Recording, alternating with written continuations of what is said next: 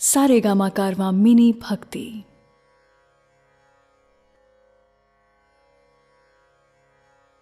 भगवद गीता गीता सार चैप्टर 1।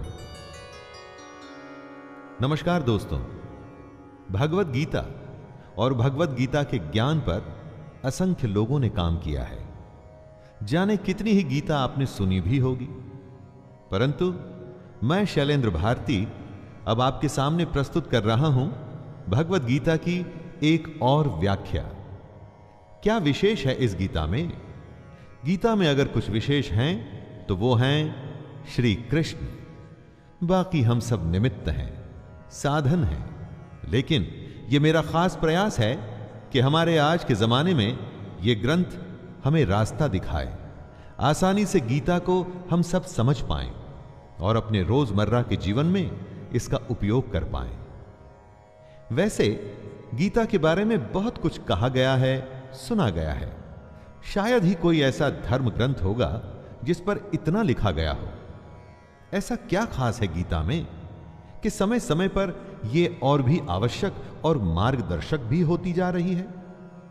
एकदम साधारण भाषा में अगर कहें तो भगवद गीता एक उत्तर है। गीता एक उत्तर है दुनिया के हर प्रश्न का।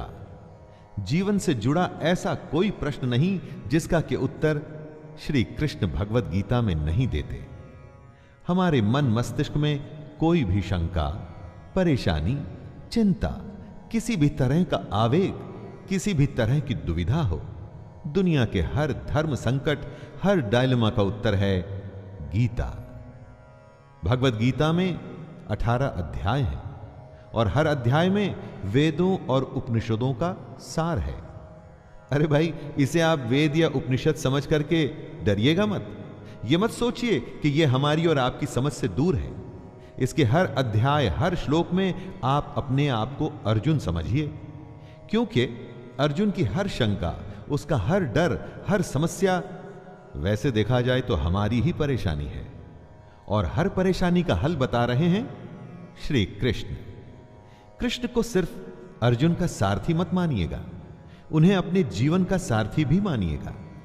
उनके कहे अनुसार अगर हम और आप चलेंगे तो मैं दावे के साथ कहता हूं कि हम सारी परेशानियों को आसानी से पार कर जाएंगे। ज्ञान या धर्म या ग्रंथ की बड़ी बड़ी बातें मेरे साथ नहीं होगी दोस्तों। यहां पर जीवन की प्रैक्टिकल सच्चाइयों और प्रैक्टिकल प्रॉब्लम्स की बात की जाएगी। तो आइए, मैं शैलेंद्र भारती आपको ले चलता हूं भगवद गीता के 18 अध्यायों के सफर पर।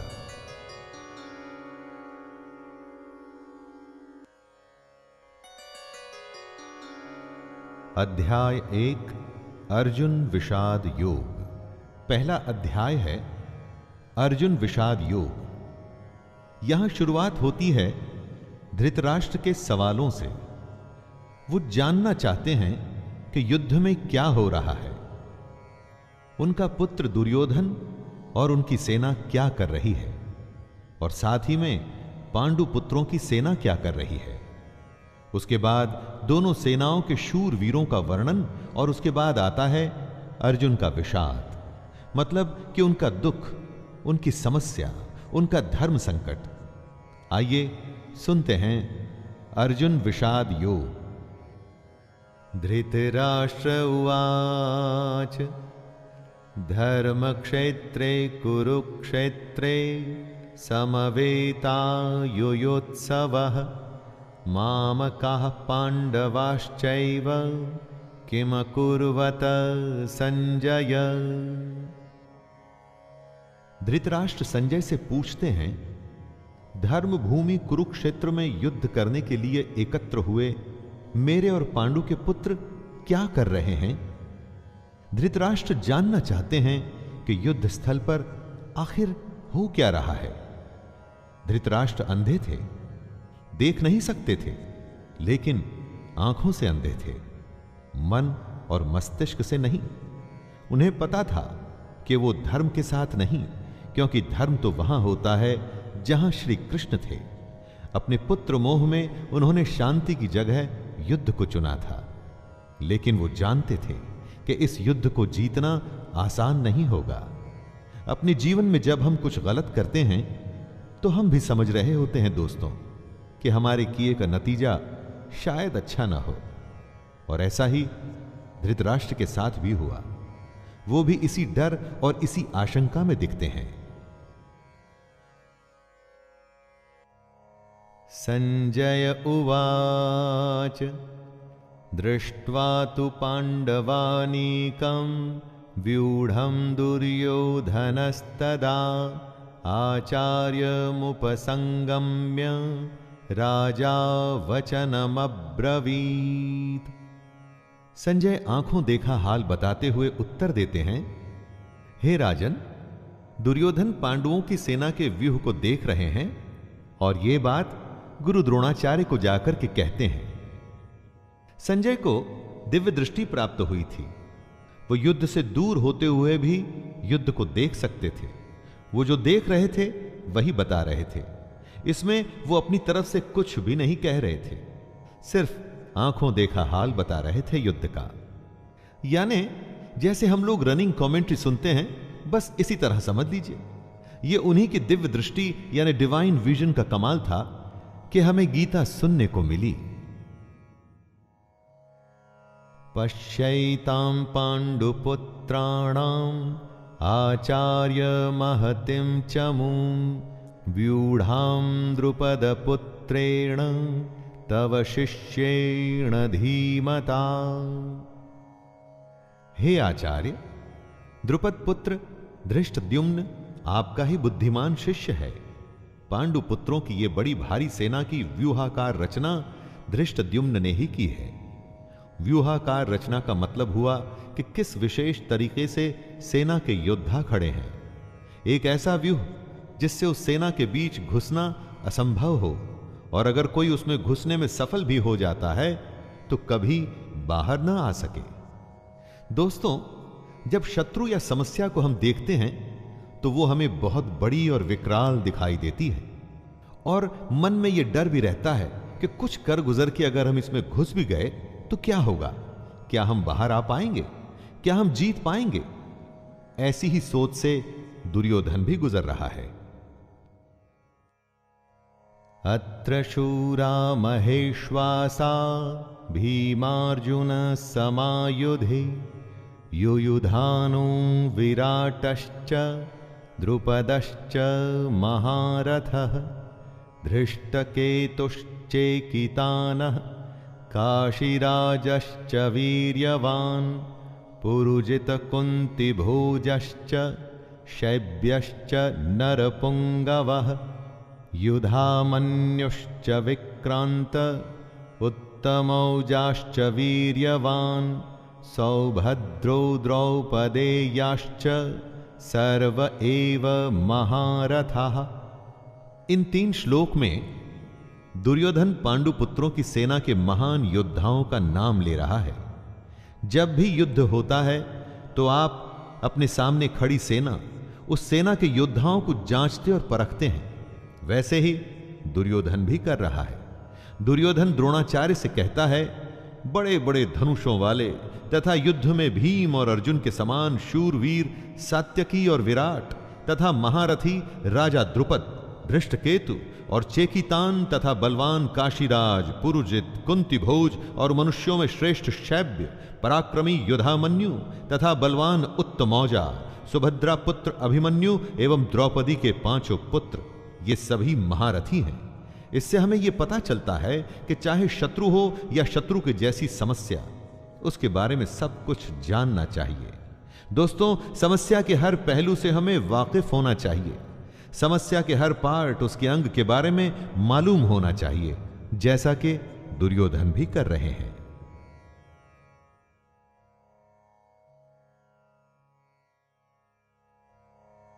अस्माकं तु विशिष्टा ये तान्निबोध द्विजोत्तमं नायका मम सैन्यस्य संज्ञार्थं तान् ब्रवीमि ते।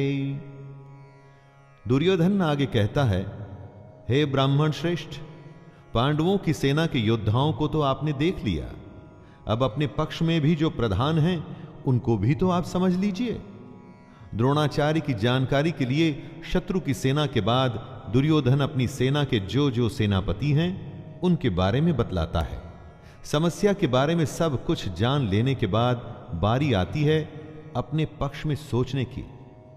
यह जानना होता है दोस्तों कि आपके पास क्या क्या स्ट्रांग पॉइंट्स हैं, आप किन बातों में मजबूत हैं जिससे आप उस समस्या पर विजय पा पाएंगे।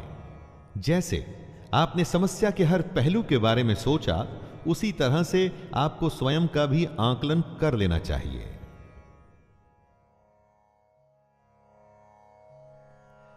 भवान् भीष्मश्च कर्णश्च कृपश्च समितिञ्जयः अश्वत्थामा विकर्णश्च सौमदत्तिस्तथैव च।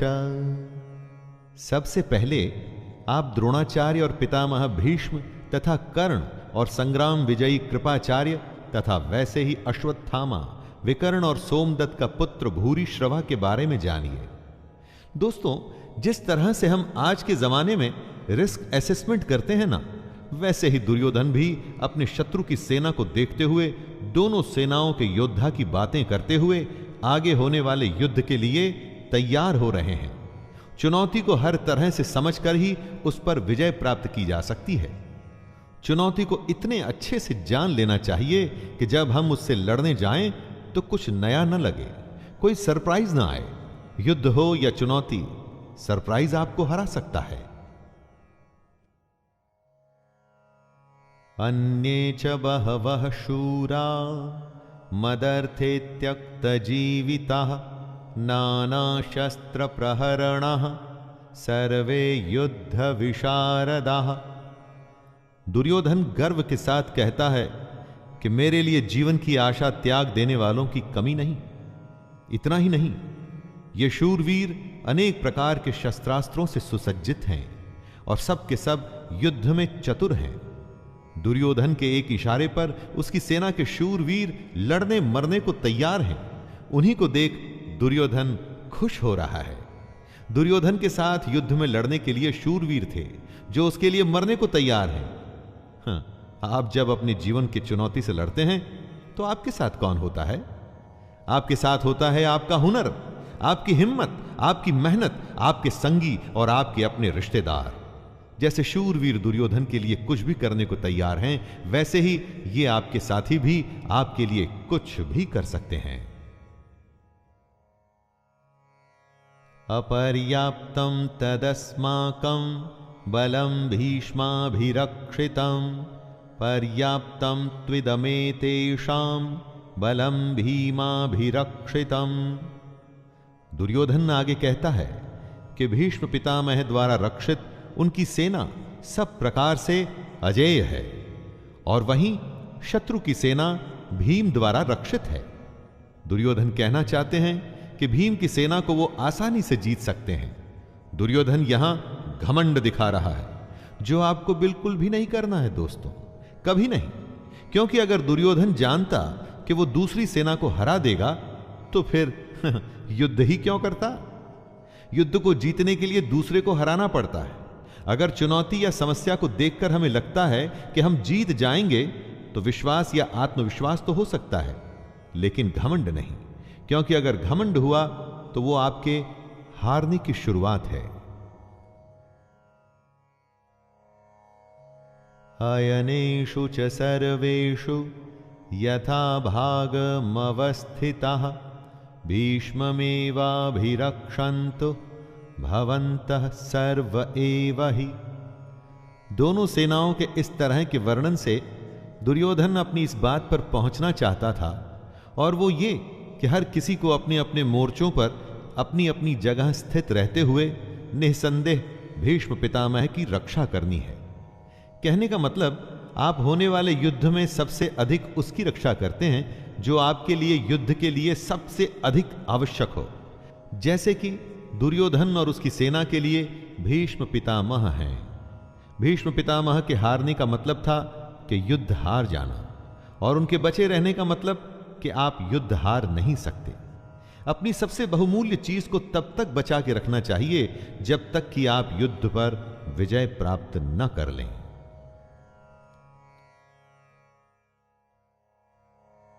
तस्य संजनयन हर्षं कुरु वृद्धः पितामह सिंहनादं विनद्योच्चैः शंखदध्मो प्रतापवान। शंख उद्घोषणा होती है होने वाले युद्ध की। कौरवों में सबसे वृद्ध सबसे बड़े प्रतापी पितामह भीष्म ने उच्च स्वर में सिंह की दहाड़ के समान गरज कर ऐसा शंख बजाया कि दुर्योधन के हृदय में हर्ष उत्पन्न हो गया। युद्ध जीतने के लिए अपने पक्ष में माहौल बनाना पड़ता है, खुद को दिलासा भी देना पड़ता है कि हम युद्ध जीतने में सक्षम हैं। ऐसा ही पितामह भीष्म ने किया और ऐसा ही हमें भी करना चाहिए। ततः शंखाश्च भैर्यश्च पणवानकगोमुखाः सहसैवाभ्यहन्यन्त सशब्दस्तु मूलोऽभवत्। युद्ध भयंकर होते हैं और ये इतिहास में आज तक के सबसे भयंकर युद्ध का आरंभ था। भीष्म पितामह के शंख के पश्चात नगाड़े तथा ढोल, मृदंग और नरसिंघे आदि बाजे एक साथ ही बज उठे। इन बाजों का नाद संगीतमय नहीं, बहुत ही डरावना था। युद्ध मनोरंजक नहीं होते दोस्तों, इसलिए अगर युद्ध का फैसला ले लिया जाता है तो उसमें फिर जो भी स्वीकार हो कर लेना पड़ता है। हर युद्ध, हर चुनौती अपने किस्म के हालात लेके आती है। उन्हीं हालात के आधार पर ही हमें तैयारियां करनी पड़ती हैं।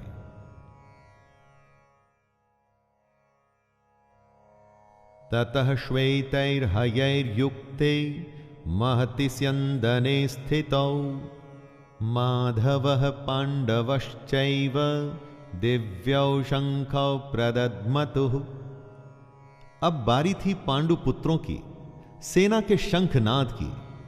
सफेद घोड़ों से युक्त उत्तम रथ में बैठे हुए श्री कृष्ण और अर्जुन ने भी अपने अपने अलौकिक शंख बजाए। युद्ध में जब तैयारी होती है ना, तो दोनों तरफ से होती है। हर पक्ष अपनी विजय की आशा में खुद को, अपनी सेना को भरोसा देता है। आज के समय में हम खुद के लिए अगर शंख बजाने की उपमा के बारे में सोचे तो यह हो सकता है कि हम कुछ भी ऐसा कर सकते हैं जो हमें मोटिवेट या प्रोत्साहित करे।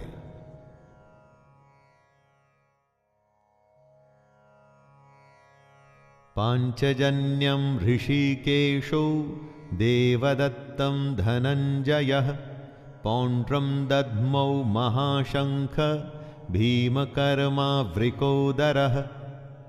श्री कृष्ण के शंख का नाम है पांचजन्य।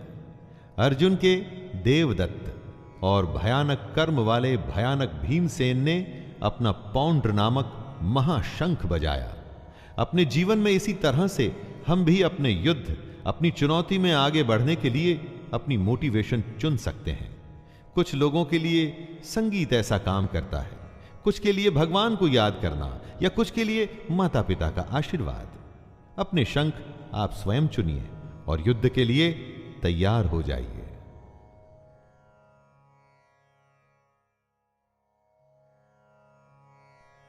अनंत विजयम राजा कुंती पुत्रो युधिष्ठिरः नकुलः सहदेवश्च सुघोषमणिपुष्पका। पांडवों में सबसे बड़े भाई कुंती पुत्र राजा युधिष्ठिर ने अनंत विजय नाम का और नकुल तथा सहदेव ने सुघोष और मणिपुष्पक नाम के शंख बजाए। दोस्तों, मोटिवेशन तो सबको चाहिए। आपने देखा सभी लोग अपने अपने तरीके से युद्ध जीतने के लिए अपना अपना प्रयास कर रहे थे।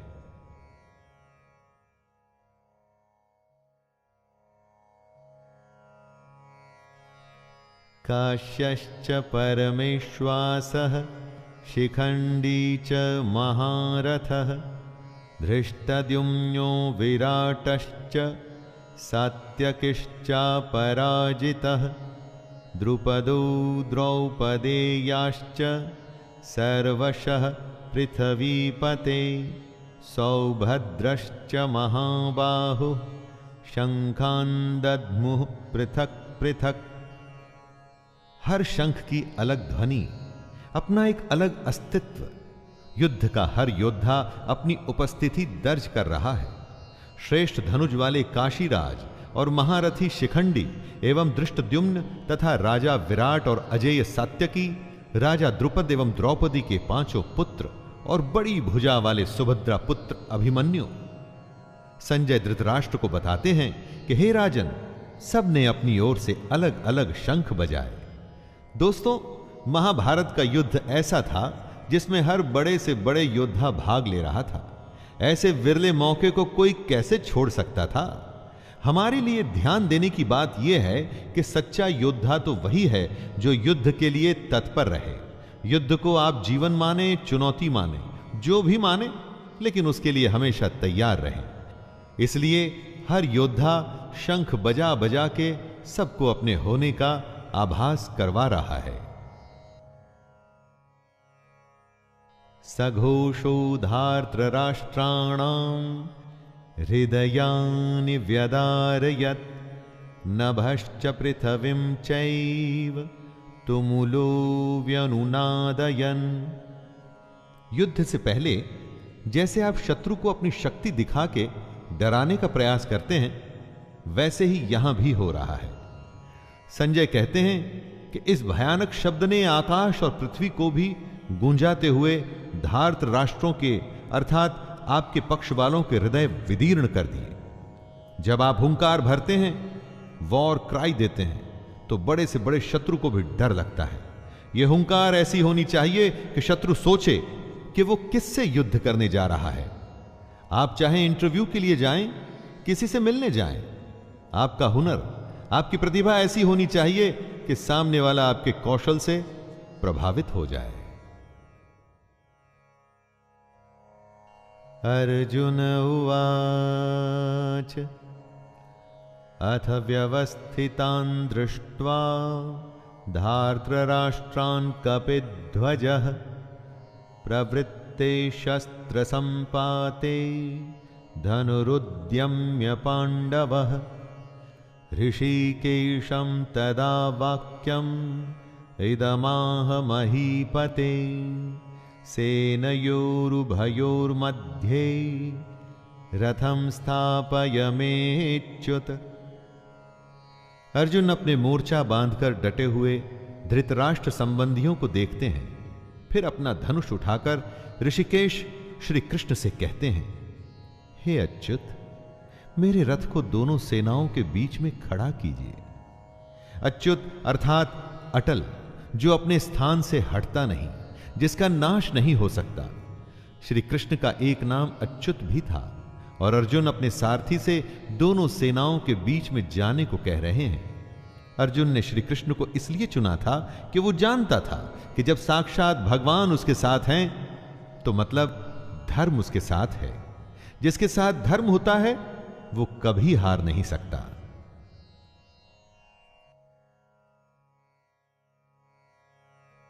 यावदेतान्निरीक्षेऽहं योद्धुकामानवस्थितान् कैर्मया सह योद्धव्यम् अस्मिन् रणसमुद्यमे।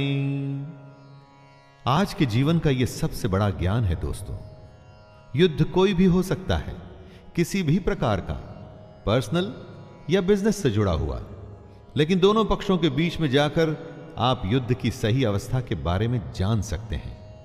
अर्जुन श्री कृष्ण से कहते हैं कि हे कृष्ण, जब तक मैं युद्ध क्षेत्र में डटे हुए युद्ध के अभिलाषी इन विपक्षी योद्धाओं को भली प्रकार देख न लूं कि इस युद्ध रूपी व्यापार में मुझे किन किन के साथ युद्ध करना योग्य है, तब तक इस रथ को यहीं खड़ा रखिए।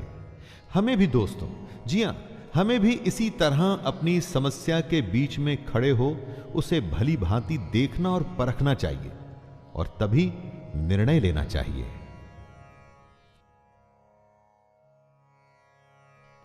योत्स्यमानानवेक्षेऽहं य एतेऽत्र समागताः धार्तराष्ट्रस्य दुर्बुद्ध्यैर्युद्धे प्रियचिकीर्षवः। अर्जुन दुर्योधन को दुर्बुद्धि बता रहे हैं, क्योंकि दुर्योधन के हट के चलते हुए ही यह युद्ध हुआ। दुर्योधन का साथ देने जितने भी राजा आए हैं, उन्हें अर्जुन युद्ध स्थल के बीच में खड़े होकर के देखना चाहते हैं। दोस्तों, यह जरूरी नहीं कि आपका शत्रु सही हो सकता है उसने गलत तरीका अपना करके आपको युद्ध में उलझाना चाहा हो, जैसा कि महाभारत में भी हुआ। युद्ध तो करना ही पड़ता है, और वो तभी करना चाहिए जब आप अपने शत्रु को अच्छे से देख परख चुके हों, जान चुके हों। इसलिए अर्जुन कृष्ण से दोनों सेनाओं के बीच में रथ को ले जाने के लिए कहता है। संजय उवाच एवमुक्तो ऋषिकेशो गुडाकेशेन भारत सेनयोरुभयोर्मध्ये स्थापयित्वा रथोत्तमम् भीष्मद्रोणप्रमुखतः सर्वेषां च महीक्षिताम् उवाच पार्थ पश्यैतान् समवेतान् कुरुनिति। संजय अपना आंखों देखा हाल बताते हैं। हे धृतराष्ट्र, जैसा कि अर्जुन ने कहा था, श्री कृष्ण ने दोनों सेनाओं के बीच में भीष्म और द्रोणाचार्य के सामने तथा संपूर्ण राजाओं के सामने रथ को खड़ा करके इस प्रकार कहा, हे पार्थ, युद्ध के लिए जुटे हुए इन कौरवों को देख। पार्थ अर्जुन का ही नाम है दोस्तों, उस अर्जुन का नाम है जो शंका में बस घिरने ही वाला है। पार्थ हम सब भी हो सकते हैं, और अगर हम अपने आप को शंका में घिरा पाते हैं तो मदद करने के लिए कृष्ण भी दूर नहीं होते, और ना ही उनकी गीता दूर होती है। तत्रापश्यत् स्थितान् पार्थः पितॄनथ पितामहान् आचार्यान् मातुलान् भ्रातॄन् पुत्रान् पौत्रान् सखिंस्तथा। कुंती का एक नाम पृथा भी था। पृथा पुत्र अर्थात कुंती पुत्र। पार्थ दोनों ही सेनाओं के मध्य में उपस्थित ताऊ, चाचा, दादा, परदादा, गुरु, मामा, भाइयों, पुत्रों, पोतों को देख रहे हैं। महाभारत को इसीलिए तो धर्म युद्ध कहा गया है, ऐसा युद्ध जो धर्म के लिए किया गया था। और इस युद्ध का एक बड़ा परिवार दो हिस्सों में बंट गया था। आधे सगे संबंधी एक तरफ और आधे दूसरी तरफ। हर किसी को फैसला करना था कि वो युद्ध में किसका साथ देना चाहता है, दुर्योधन का या अर्जुन का। श्वशुरान् सुहृदश्चैव सेनयोरुभयोरपि तान् समीक्ष्य स कौन्तेयः सर्वान् बन्धूनवस्थितान्। इन सब सगे संबंधियों के साथ साथ अर्जुन अपने मित्रों को, ससुरों को, सुहृदयों को देख रहे हैं, विचार कर रहे हैं। पूरा जीवन पांडु पुत्रों और धृतराष्ट्र पुत्रों के साथ बिताया। सारे सगे, सारे संबंधी एक ही तो हैं, दोनों पक्ष में अपने ही तो लोग हैं, किंतु अब अपनों के ही दो पक्ष बन गए हैं। उसमें से एक पक्ष शत्रु का है। हर किसी से अर्जुन की लड़ाई नहीं थी, लेकिन अब युद्ध में वो उसके शत्रु थे और उसे उनके साथ लड़ना होगा। अर्जुन उवाच कृपया परयाविष्टो विषीदत्रिदमब्रवीत् दृष्टैवमं स्वजनं कृष्ण युयुत्सुं समुपस्थितिम्। अपने करीबी एकदम अपने अर्जुन के सामने खड़े थे, लेकिन शत्रु पक्ष में उन उपस्थित संपूर्ण बंधुओं को देखकर वे कुंती पुत्र अर्जुन अत्यंत करुणा से युक्त होकर शोक करते हुए श्री कृष्ण से कह रहे हैं। यहीं से शुरुआत होती है दोस्तों, आरंभ होता है अर्जुन के विषाद का, जिसके लिए संपूर्ण गीता की रचना हुई। कृष्ण को मार्गदर्शन के लिए एक ऐसी रचना करनी पड़ी जो हमेशा हमेशा के लिए हर किसी को सही राह पर चलने के लिए प्रेरित करती रही है और आगे भी प्रेरित करती रहेगी। सीदन्ति मम गात्राणि मुखं च परिशुष्यति वेपथुश्च शरीरे मे रोमहर्षश्च जायते। युद्ध की बात करना आसान होता है, युद्ध करना कठिन। ऐसा ही अर्जुन के साथ हुआ, ऐसा ही दोस्तों हम सबके साथ होता है। ऐसी ही शंका का सॉल्यूशन भगवत गीता से श्री कृष्ण के द्वारा हमें मिलता है। दुखी अर्जुन कहते हैं, हे कृष्ण, युद्ध क्षेत्र में डटे हुए युद्ध के अभिलाषी इस स्वजन समुदाय अपनों को देखकर मेरे अंग शिथिल हुए जा रहे हैं, जैसे अंगों में शक्ति ना हो और मुख सूखा जा रहा है तथा मेरे शरीर में कंप व रोमांच हो रहा है। न जाने कितनी ही बार ऐसा हम सबके साथ होता है कि जब युद्ध के सम्मुख होते हैं तो जैसे शक्ति खत्म हो जाती है। परीक्षा की घड़ी के समय पर भी ऐसी ही घबराहट होती है ना।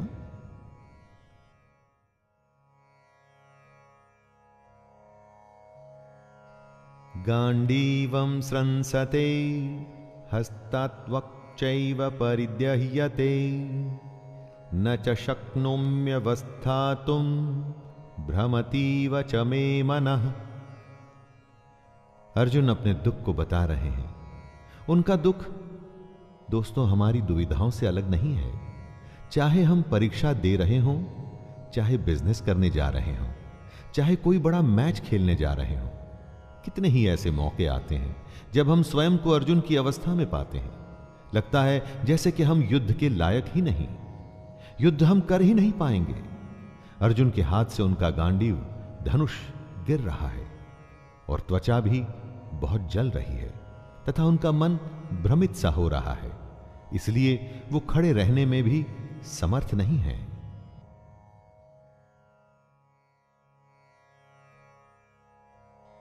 निमित्तानि च पश्यामि विपरीतानि केशव न च श्रेयोनुपश्यामि हत्वा स्वजनमाहवे। विश्व का सबसे बड़ा योद्धा अर्जुन हताश है। युद्ध से पहले अगर आप खुद को कांपता हुआ पाते हैं, देखते हैं कि डर से आपका मुंह सूख रहा है, तो आपको निश्चित ही लगता है कि आप हारने वाले हैं। दुनिया खत्म सी होती दिखती है, चारों तरफ अंधकार सा महसूस होता है। ऐसे ही समय में हमें एक मार्गदर्शक की जरूरत होती है। इसीलिए अर्जुन कहते हैं, हे केशव, मैं लक्षणों को भी विपरीत ही देख रहा हूं तथा युद्ध में स्वजन समुदाय को मारकर कल्याण भी नहीं दिखता। यानी अपनों की जान लेके मुझे क्या फायदा होगा।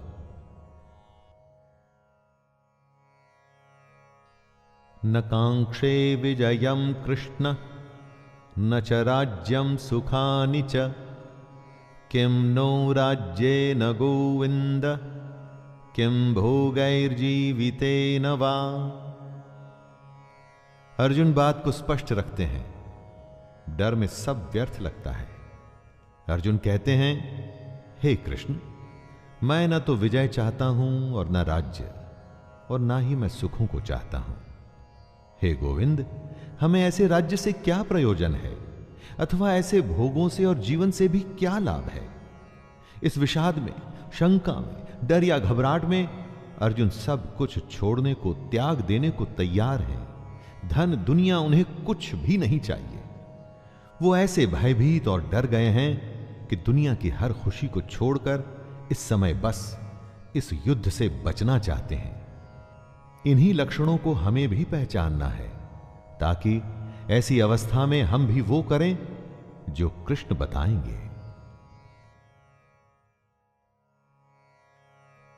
येषामर्थे कांक्षितं नो राज्यं भोगाः सुखानि च त इमेव स्थिता युद्धे प्राणांस्त्यक्त्वा धनानि च।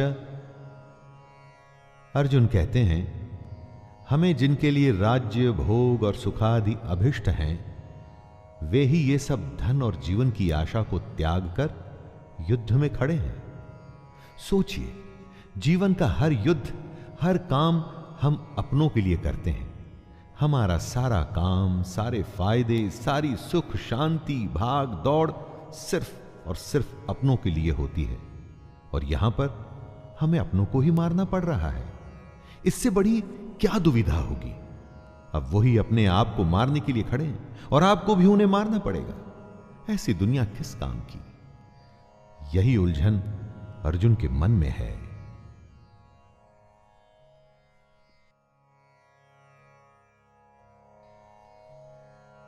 आचार्यः पितरः पुत्रास् तथैव च पितामहः मातुलः श्वशुरः पौत्रः श्यालः संबंधिनस्तथा। अर्जुन के सामने खड़े हैं उनके गुरुजन, ताऊ, चाचे, लड़के, दादे, मामे, ससुर, पौत्र, साले और भी कई सारे संबंधी लोग। अर्जुन अपने हर संबंधी को करीब से पहचान रहे हैं और पहचान के उन्हें बता भी रहे हैं।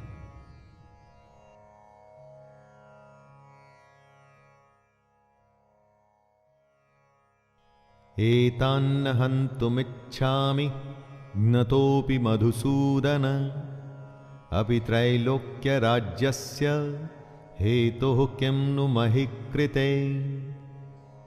अगर आप युद्ध करने का निर्णय लेते हैं तो क्या आप ये कह सकते हैं कि मैं इस शत्रु को मारूंगा और उसे नहीं? युद्ध में तो हर कोई एक सैनिक होता है, और अगर वो शत्रु पक्ष से है तो आपने उसको मारना ही है। यही दुविधा है अर्जुन की, जो वो बता रहे हैं। हे मधुसूदन, मेरे मारने पर अथवा तीनों लोकों के राज्य के लिए भी मैं इन सबको मारना नहीं चाहता। फिर पृथ्वी के लिए तो कहना ही क्या है। देखा दोस्तों, 3 लोकों का राज्य भी अर्जुन को नहीं चाहिए। अगर उसके लिए उसे अपनों का वध करना पड़ता है तो उसे वो नहीं चाहिए। दोस्तों, जीवन में कई बार ऐसी घड़ी आती है जब हमको जो सबसे प्रिय है ना, उसका त्याग करना पड़ता है, क्योंकि हमें अपने ध्येय की ओर बढ़ना पड़ता है। और अगर हम ऐसा करते हैं तभी हमें ध्येय की प्राप्ति होती है। तब क्या अपनी सबसे प्यारी चीज को हम छोड़ सकते हैं?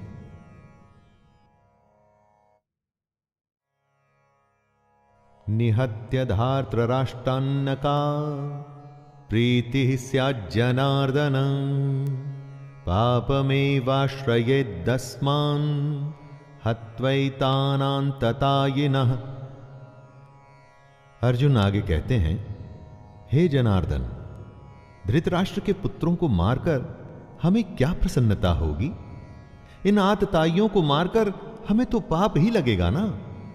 शत्रु पक्ष में चाहे आतताई बुरे लोग ही क्यों न हो, लेकिन हैं तो अपने। अपनों को मारकर अपनों को दुख देके केवल पाप ही मिल सकता है, पुण्य तो नहीं। यह कुरुपुत्रों के लालच का ही परिणाम था कि भाई भाई आमने सामने थे। दोस्तों, लालच से कभी किसी का भला नहीं होता। महाभारत में भी नहीं होना था। एक पक्ष को जीतना था तो दूसरे पक्ष को मारना था। तस्मान्नार्हा वयं हन्तुं धार्तराष्ट्रान् स्वबान्धवान् स्वजनं हि कथं हत्वा सुखिनः स्याम माधव। क्या अपने परिवार को मारकर आपको सुख मिल सकता है? इसीलिए महाभारत को धर्म युद्ध कहा जाता है। जब ऐसा धर्म संकट हो तो आप क्या करें? अर्जुन पूछते हैं, हे माधव, अपने ही बांधव धृतराष्ट्र के पुत्रों को मारने के लिए हम योग्य नहीं हैं, क्योंकि अपने ही कुटुंब को मारकर हम कैसे सुखी होंगे? दोस्तों, जब कभी आपके सामने ऐसी परिस्थिति आए जिसमें लालच की वजह से बंटवारा हो रहा हो या झगड़ा हो रहा हो, तो ठंडे दिमाग से अर्जुन की इस हालत के बारे में सोचिएगा और देखिएगा कि इतना करके, दुनिया का सबसे बड़ा युद्ध करके किसको क्या हासिल हुआ।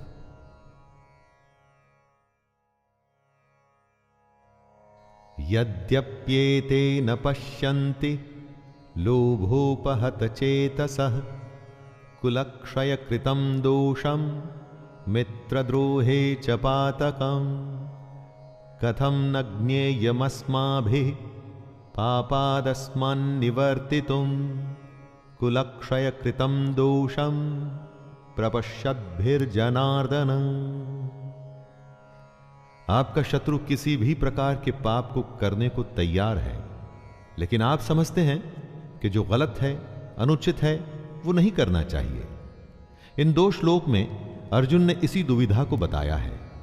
यद्यपि लोभ से भ्रष्ट चित्त हुए ये लोग कुल के नाश से उत्पन्न दोष को और मित्रों से विरोध करने में पाप को नहीं देखते, तो भी हे जनार्दन, कुल के नाश से उत्पन्न दोष को जानने वाले हम लोगों को इस पाप से हटने के लिए क्यों नहीं विचार करना चाहिए? दुश्मन गलत कर रहा है, वो ये नहीं समझता, लेकिन आप तो समझते हैं। तो समझदार होने के नाते क्या आपको युद्ध से हटने के लिए नहीं सोचना चाहिए? लेकिन अगर युद्ध से हट गए तो उसे आपकी हार मानी जाएगी। क्या उसके लिए आप तैयार होंगे दोस्तों?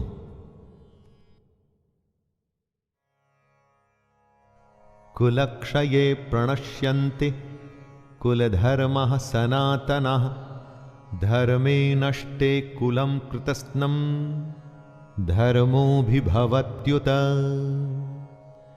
जहां परिवार खत्म हो जाता है वहां कुछ नहीं बचता। कुल का नाश होने का मतलब सब कुछ खत्म हो जाना होता है। ऐसी ही स्थिति में अर्जुन फंसे हुए हैं। वो कहते हैं कुल के नाश से सनातन कुल धर्म नष्ट हो जाते हैं तथा धर्म का नाश हो जाने पर संपूर्ण कुल में पाप भी बहुत फैल जाता है। अर्जुन जो कहना चाहते हैं वो ये है कि अगर परिवार नष्ट होता है तो धर्म नष्ट होता है। धर्म के नष्ट होने से पूरे कुल, संपूर्ण परिवार में पाप बढ़ जाता है। परिवार ही है जो हमें अपनी जड़ों से, अपने गुणों से, अपने आदर्शों से जोड़ के रखता है। उसके खत्म होते ही समाज में चारों तरफ पाप बढ़ने लगता है। दोस्तों, आप चाहें तो अपने चारों तरफ भी देख सकते हैं। जहां परिवार का सम्मान नहीं, वहां किसी भी बात का सम्मान नहीं होता और समाज पतन की ओर ही जाता है। अधर्माभिभवात् कृष्ण प्रदुष्यन्ति कुलस्त्रियः स्त्रीषु दुष्टासु वाष्णेर्य जायते वर्णसंकरः। परिवार की भलाई उसकी स्त्रियों पर निर्भर करती है। अगर कोई घर बनता है तो वो परिवार की महिला की वजह से बनता है। जिस घर में महिला नहीं होती तो कहते हैं कि उस घर का कोई भविष्य ही नहीं। और अगर ये स्त्रियां दूषित या करप्ट हो जाएं तो उसका क्या असर होता है? अर्जुन कहते हैं, हे कृष्ण, पाप के अधिक बढ़ जाने से कुल की स्त्रियां अत्यंत दूषित हो जाती हैं और स्त्रियों के दूषित हो जाने पर वर्ण संकर उत्पन्न होता है। संकरो नरकायैव कुलघ्नानां कुलस्य च पतन्ति पितरो ह्येषां लुप्तपिंडोदक क्रियाः। वर्ण संकर का यहां पर मतलब है जहां वर्ण या समाज की मर्यादाओं को सम्मान न देते हुए गलत तरीके से, गलत वर्णों के मेल से जब संतान की उत्पत्ति होती है तो वो सब कुछ खत्म कर देती है। इसीलिए समाज के नियम बड़े सोच समझकर बनाए गए होते हैं दोस्तों, और इतने हजारों वर्षों की सोच और उस नियमों को बिना सोचे समझे नहीं तोड़ना चाहिए। अर्जुन इसी बात का वर्णन कर रहे हैं कि हे कृष्ण, वर्ण संकर कुल घातियों को और कुल को नरक में ले जाने के लिए ही तो होता है। लिप्त हुई पिंड और जल की क्रिया वाले अर्थात श्राद्ध और तर्पण से वंचित इनके पितर लोग भी अधोगति को प्राप्त होते हैं।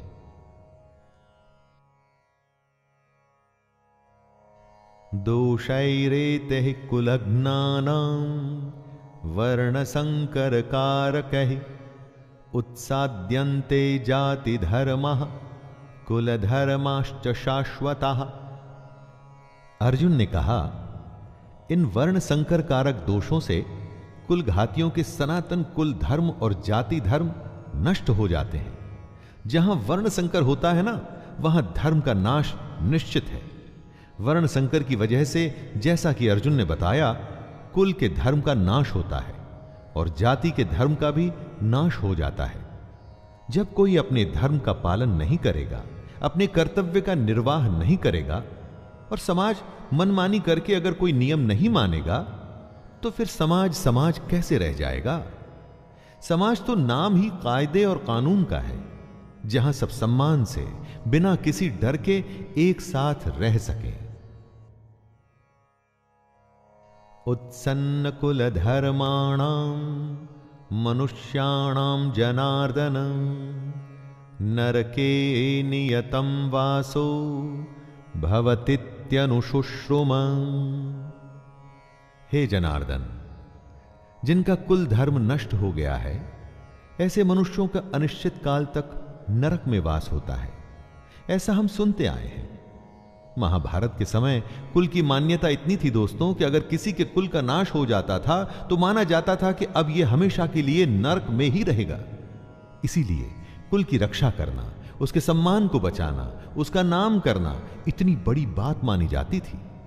अर्जुन ही नहीं, ऐसा हम भी सुनते आए हैं कि जो धर्म का, कुल का सम्मान नहीं करते, वो सीधे नरक को जाते हैं।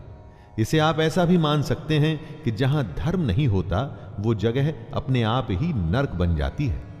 अपनी चारों तरफ देखिए ना, ऐसी कई जगहें आपको आज के युग में भी दिख जाएंगी।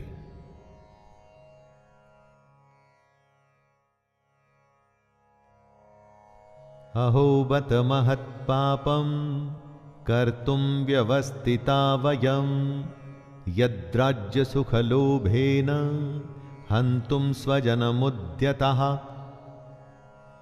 अर्जुन आगे स्वयं को दोष दे रहे हैं। शोक, हम लोग बुद्धिमान होकर भी महान पाप करने को तैयार हो गए हैं, जो राज्य और सुख के लोभ से स्वजनों को मारने के लिए उद्यत हो गए हैं। दोस्तों, दुर्योधन जैसा भी है, उसने जो भी निर्णय लिया, लेकिन अर्जुन और उसकी सेना तो समझदार है। तो क्या ऐसा उनके लिए ठीक है? बेवकूफ का पाप शायद माफ भी हो जाए, लेकिन बुद्धिमान से बहुत कुछ की उम्मीद की जाती है। तो क्या समझदार अगर युद्ध के लिए तैयार हो जाता है तो उसकी गलती की माफी मिलेगी? अर्जुन को लगता है कि नहीं मिलेगी।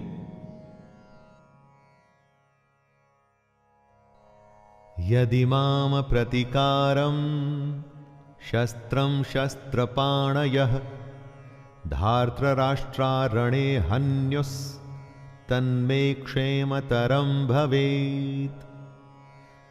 आंखें बंद कर किसी अपने के बारे में सोचिए जो आपको बहुत पसंद है, जो आपका अपना है, जिसकी गोद में आप खेले हों, जिसके साथ खेले हों, चाहे वो आपसे बड़ा हो या छोटा हो। क्या आप उसे मार पाएंगे? अरे उससे अच्छा तो आपको लगेगा कि उसके हाथों आप स्वयं मारे जाएं। यही बात अर्जुन कहते हैं। यदि मुझ शस्त्र रहित एवं सामना न करने वाले को शस्त्र हाथ में लिए हुए धृतराष्ट्र के पुत्र रण में मार डालें, तो वो मरना भी मेरे लिए अधिक कल्याणकारक होगा। संजय उवाच एवमुक्त्वार्जुनः संख्ये रथोपस्थ उपाविशत् विसृज्य सशरं चापं शोक संविघ्नमानसः।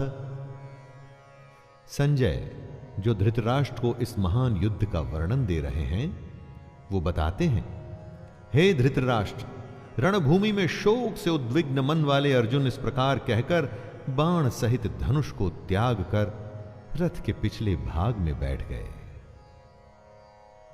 दोस्तों, ये था पहला अध्याय भगवत गीता का, अर्जुन विषाद योग। जी हां, इसमें अर्जुन के दुख के होने की, उसके मन में शंका आने की, और यही बातें हमारे सामने साफ मुखर होकर आती हैं इस पूरे अध्याय में।